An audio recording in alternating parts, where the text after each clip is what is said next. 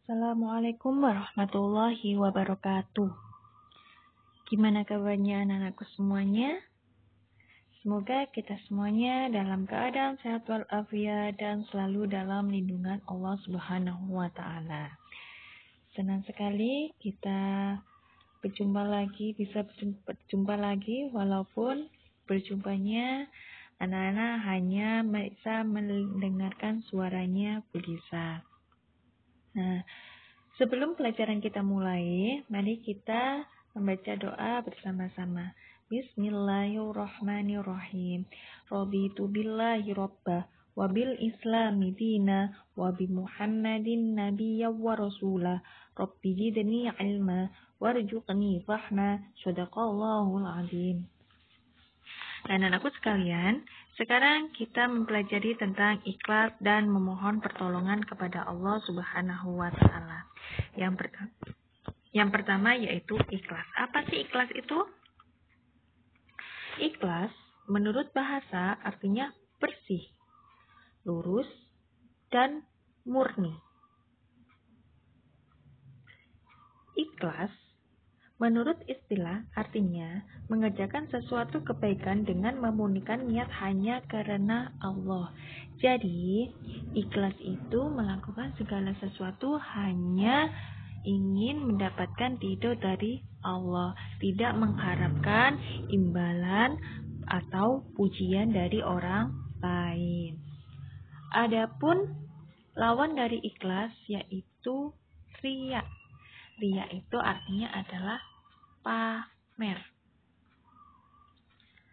Nah, pengertian ikhlas.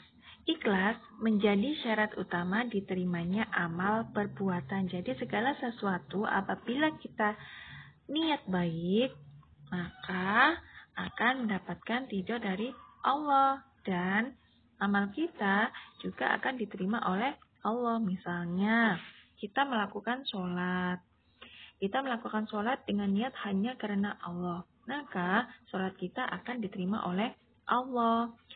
Tapi apabila kita melakukan sholat hanya ingin pamer saja, hanya ingin biar dapat pujian dari orang lain, maka kita tidak akan mendapatkan pahala dari Allah. Menuntut ilmu juga harus dengan ikhlas, biar ilmunya nanti menjadi berkah. Rasulullah Shallallahu Alaihi Wasallam bersabda, Innamal a'malu binniyat, yang artinya sesungguhnya amal perbuatan itu tergantung pada niat. Jadi, kalau seumpamanya contohnya adalah saya nanti ketika Jumatan akan memberikan uang ke kotak amal. Nah, hanya niat saja itu sudah mendapatkan pahala dari Allah. Walaupun misalnya ternyata hujannya deras, tidak jadi Jumatan. Itu niatnya saja sudah mendapatkan pahala. Apalagi kalau dikerjakan juga pahalanya menjadi berlipat ganda. Ciri-ciri orang yang ikhlas. Yang pertama, tidak mengharap imbalan. Yang kedua, tidak terpaksa. Jadi melakukan sesuatu tidak terpaksa. Tidak suka dipuji. Melakukan segala sesuatu bukan karena ingin dipuji oleh orang lain. Tidak suka disegani. Dan yang kelima, melakukan amal perbuatan penuh dengan pengabdian, penuh dengan hatinya sendiri. Ikhlas sendiri tidak akan dicapai jika masih ada 4 sifat di dalam diri kita, yaitu yang pertama, senang akan pujian dan sanjungan dari manusia atau riya. Nah, dalam diri kita tidak akan ada kata ikhlas kalau sifat kita masih mempunyai sifat yang riya. Yang kedua, bangga dengan amal atau ujub.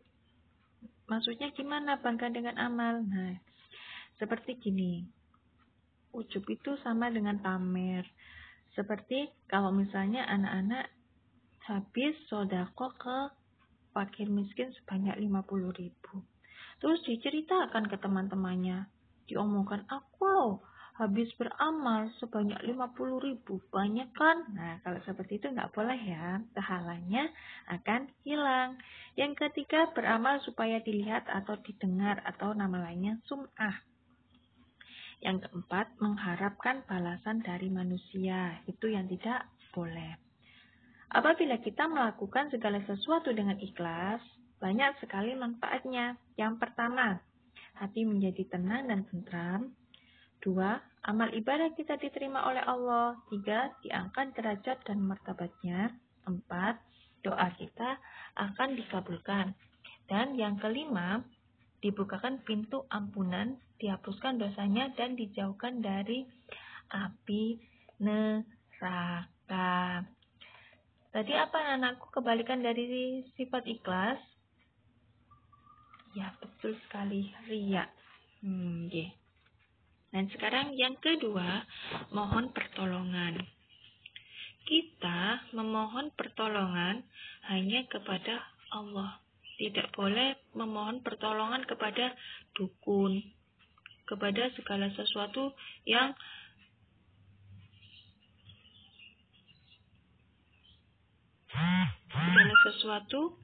menjauhkan diri dari Allah. Jika kita memohon selain kepada Allah, itu namanya musyrik. Dan musyrik atau syirik. Musyrik itu termasuk perbuatan yang jelek. Dan itu juga merupakan dosa yang sangat besar. Ini ada Al-Quran dari surat Al-Fatihah. Iyyaka na'budu wa iyyaka nasta'in. Hanya Engkaulah yang kami sembah dan hanya kepada Engkaulah kami mohon pertolongan. Allah sebagai satu-satunya dalam beribadah. Allah memerintahkan hambanya memohon pertolongan hanya kepada Allah. Allah selalu menolong kita dengan berbagai cara, langsung ataupun tidak langsung. Nah, langsung gimana? Nah, kita mendapatkan makanan itu dari Allah. Dari pohon. Nah, seperti itu ya. Berdoa dilakukan setiap hari, baik di waktu sempit maupun lapang, di waktu sehat maupun sakit, dan di waktu senang maupun susah. Jadi ketika kita berdoa kepada Allah itu bebas. Malam hari boleh, siang hari boleh, ketika kita sedih juga boleh, ketika kita senang juga boleh. Allah selalu ada di setiap kita butuhkan. Contoh perilaku memohon pertolongan kepada Allah. Yang pertama, memperbanyak istighfar. Yang kedua, yakin bahwa hanya Allah yang mengampuni dosa kita. 3. Berdoa sebelum dan sesudah melaksanakan suatu kegiatan. 4. Memohon sesuatu hanya kepada Allah. Dan yang kelima, selalu mengingat Allah. Nah, adapun keutamaan kita berdoa. Apa? Yang pertama, Allah akan selalu dekat dengan hambanya yang rajin berdoa. Jadi kalau berdoa, itu jangan sekali saja. Terus menerus sampai doa kita akan terkabulkan. Jika Allah tidak mengabulkan doa kita, berarti Allah tahu kalau itu tidak baik bagi kita. Yang kedua, hamba akan lebih tenang karena merasa selalu sertai Allah, akan lebih dekat dengan Allah. Yang ketiga, tidak mudah putus asa dan putus pengharapan. Jadi kalau berdoa harus terus-menerus ya, nggak boleh putus asa. Doa dapat digunakan sebagai senjata menyelesaikan persoalan. Jadi kalau misalnya anak-anakku ada masalah, berdoalah kepada Allah. Insya Allah, Allah akan menunjukkan bagaimana jalan keluarnya.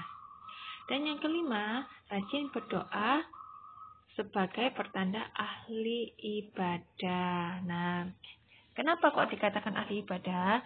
Karena kita berdoa, paling sering kita berdoa itu setelah sholat. Nah, jadi setiap kita